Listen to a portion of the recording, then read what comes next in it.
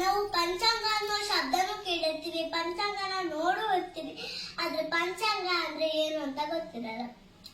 ಪಂಚ ಅಂದ್ರೆ ಐದು ಅಂಗಗಳುಳ್ಳದ್ದು ಪಂಚಾಂಗ.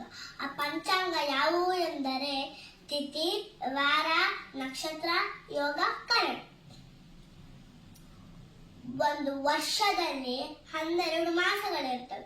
ಅವು ಯಾವುವು ಎಂದರೆ ಚೈತ್ರ, ವೈಶಾಖ, ವಸಂತ ಋತು, ಜ್ಯೇಷ್ಠ, ಆಷಾಢ, ಗ್ರೀಷ್ಮ ಋತು, ಶ್ರಾವಣ, ಭಾದ್ರಪದ, ವರ್ಷ ಋತು, ಆಶ್ವಯುಜ, ಕಾರ್ತಿಕ, ಶರದ್ ಋತು, ಮಾರ್ಗಶಿರ, ಪುಷ್ಯ, ಹೇಮಂತ ಋತು, ಮಾಘ, ಫಲ್ಗುಣ, ಶಿಶಿರ ಋತು.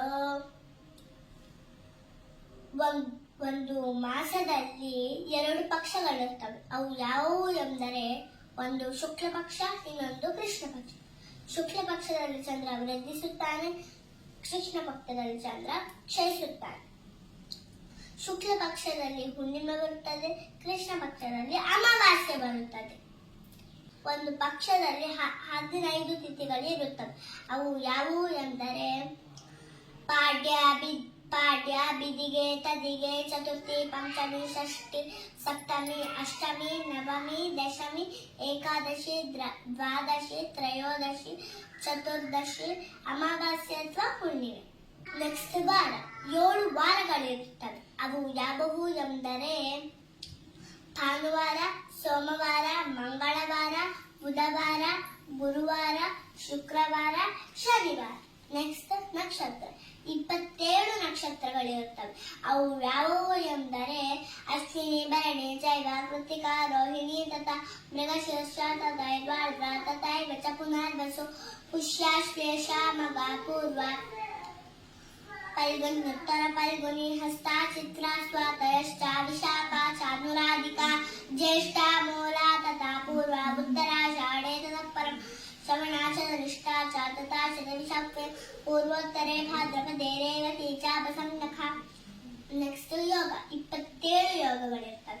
ಅವು ಯಾವುವು ಎಂದರೆ ವಿಷ್ಕಂಭ, ಪ್ರೀತಿ, ಆಯುಷ್ಮಾನ್, ಸೌಭಾಗ್ಯ, ಶೋಭನಸ್ತತ, ಅತಿ ಗಂಡಸು, ಕರ್ಮಾಚ, ಅತಿ ಶೂರಾಸ್ತತ, ಇವಚ ಗಂಡ ಗಂಧದ್ರೋಶ್ಚೈವ, ವ್ಯಾಘಾತೋ, ಹರ್ಷಣಸ್ತತ, ವಜ್ರಸ್ವೃದ್ಧಿ, ವತಿಪ್ಯಾತ, ವರೀಯಾಂ, ಪರಿವಶಿವ, ಸಿದ್ಧ, ಸಾಧ್ಯ, ಶುಭ, ಶುಕ್ಲ, ಬ್ರಹ್ಮ, ಐಂದ್ರಷ್ಟ, ವೈದ್ಯುತಿ, ಏತೇ ಯೋಗಾಸು ವಿಜ್ಞೇಯ, ಸಪ್ತವಿಂಶತಿ ಸಂಖ್ಯಾಕ.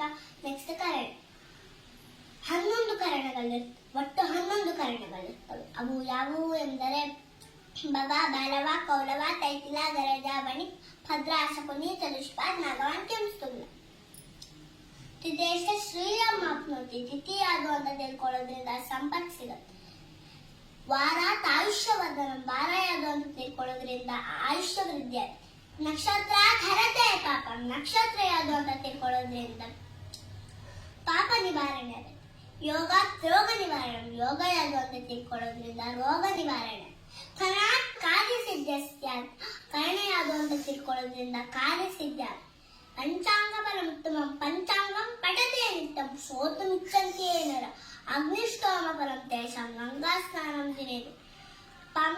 ಪಂಚಾಂಗದ 5 ಅಂಗಗಳನ್ನು ತಿಳಿದುಕೊಳ್ಳುವುದರಿಂದ ಗಂಗಾ ಸ್ನಾನ ಮಾಡಿದ ಪುಣ್ಯ ಸಿಗತ್ತೆ, ಮತ್ತೆ ದೊಡ್ಡ ಯಾಗ ಮಾಡಿದ ಪುಣ್ಯನೂ ಸಿಗತ್ತೆ. ಶ್ರೀಕೃಷ್ಣಾರ್ಪಣ ವಸ್ತು.